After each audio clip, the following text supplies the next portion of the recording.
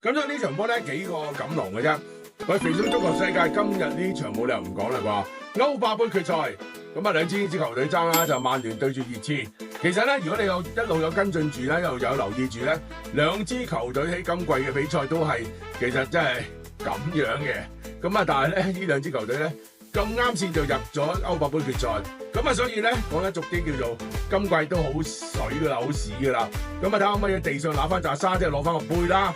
好啦，咁啊講緊曼聯先，曼聯嘅陣容相對比較好啲嘅，因為咧傷兵停賽比較少，咁啊主要都係靠中場咧，卡斯米路啊、貝杜費南迪斯啊，呢啲叫做大腿啦，咁啊同埋呢個中堅嘅麥佳亞等等啦。咁但係個後防線都唔係咁好嘅，即係如果你有睇佢一路晉級過程嘅路程咧，其實佢對住里昂好、畢爾包好都失唔少波嘅。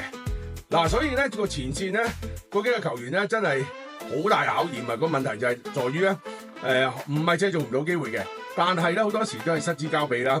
咁啊好多時都嘥晒啲嗰啲單刀嘅時候，烏啲單刀咁啦。咁啊睇下今場波嘅發揮係點啦。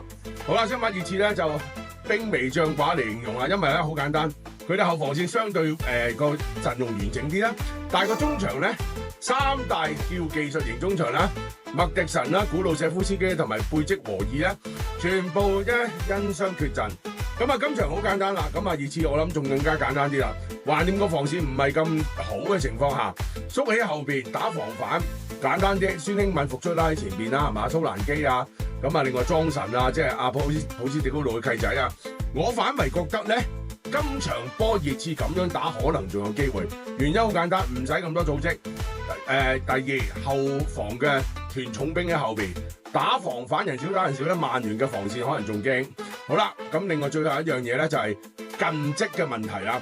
近3年6次對碰中咧，熱刺贏咗4次，和咗2次，大家都好識計嘅條數，即係未輸過俾你咯，好簡單。咁所以呢場波咧幾個錦囊嘅啫。第一，首先我覺得因為決賽好小心啊，大家睇得入波唔方會多啦，而且大家嘅把你都有目共睹噶啦。第二，甚至上半場都未必入波入。第三，呢兩隊都係拆角球能手嚟嘅，所以預計咧應該都會角球相對偏多噶啦。好啦，咁今日就視頻版就呢一場啦，文字版都繼續有提供啊。另外廚房方面繼續有良好戰績。